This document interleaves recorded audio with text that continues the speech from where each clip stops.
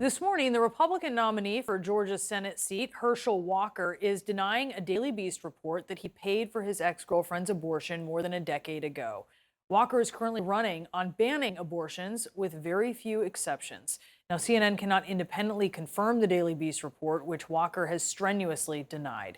CNN's Eva McKend is joining us now with this story. Eva, what can you tell us about this? Well, Brianna, the former NFL star, has faced a litany of controversies, but this has to be the most explosive to date. The Daily Beast reports they corroborated the woman's account of Walker paying for her abortion by reviewing a medical receipt from the abortion clinic, as well as a note card Walker allegedly sent the woman at the time. The tabloid additionally reports they reviewed a bank deposit receipt that included Walker's signature handwriting.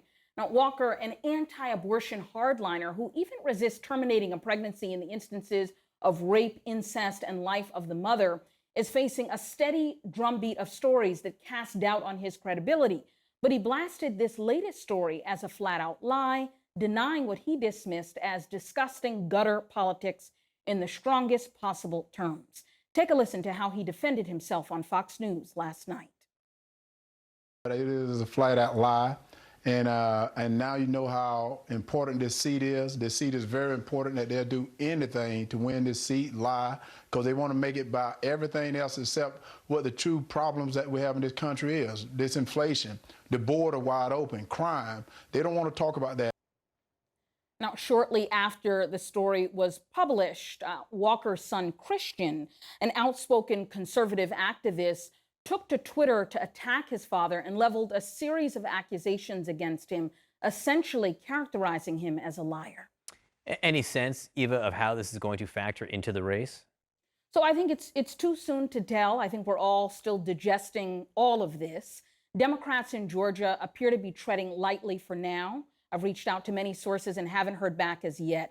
Now, the NRSC, the National Republican Senatorial Committee, they've devoted millions of dollars to electing Walker, and they pretty quickly got into defense mode last night, telling me that this is a distraction and firmly standing behind their candidate, arguing that they feel as though they're winning the conversation by talking about things like inflation, and that Democrats and their allies in the media are deflecting. The question, though, is now, is Walker a figure like Trump who can do no wrong in the eyes of his supporters, or do the accumulation of these stories prove to be too damaging? John, we're just 2 weeks away from early voting in Georgia.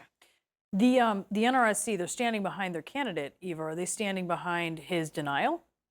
You know, that's a good question, Brianna. They said they characterized the allegations. They say that stories that may or may not be true. So that's a really important point. They are not outright denying the content of the story. And we'll just have to see in the days and weeks ahead if that is going to continue to be a sustainable position. Yeah, certainly. Eva, great report. Thank you so much, Eva McKend. And so here we are with 5 weeks to go until the midterms. So how do this Georgia race, other key matchups as well, impact the balance of power? Joining us now, CNN politics reporter and editor-at-large, Chris Cillizza. I know, Chris, that you're looking here at a handful of key races that really could change the balance of power in the Senate. Take us through this. Okay, I'm going to get to Georgia in a minute because that race is one of them, Brianna. But I want to first start on where we are broadly, set the scene. Okay, there are 35 seats up in this election. This is important. There are 7 more Republican seats than there are Democratic seats. So there are more targets for Democrats than Republicans. But this is the other piece of math I want you to remember.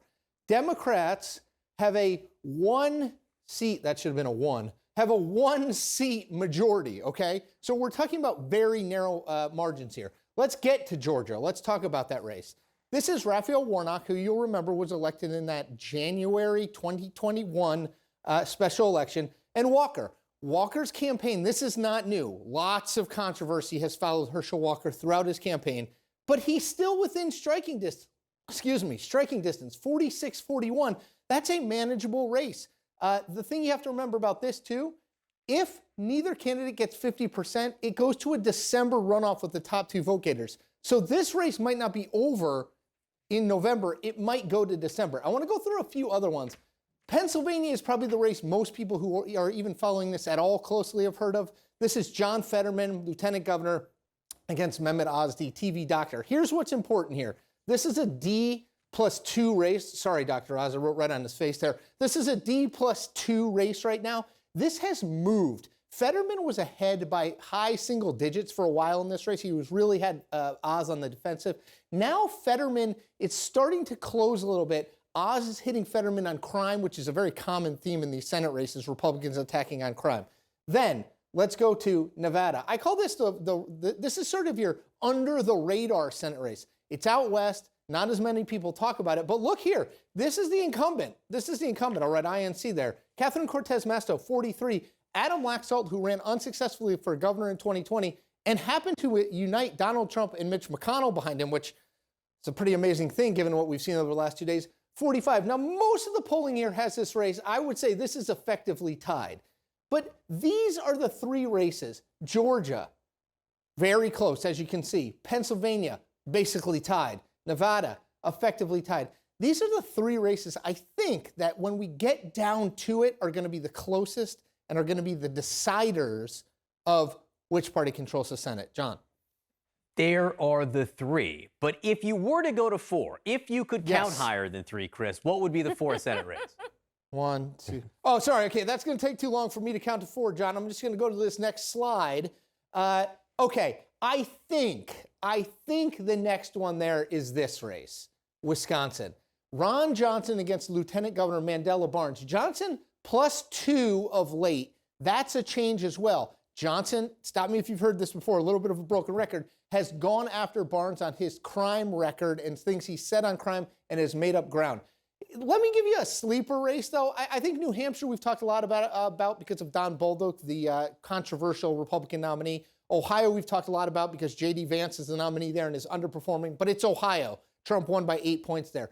This is the race people aren't talking about. North Carolina, Ted Budd, member of Congress, Republican, Trump endorsed, won the primary. He's running against a woman named Sherry Beasley.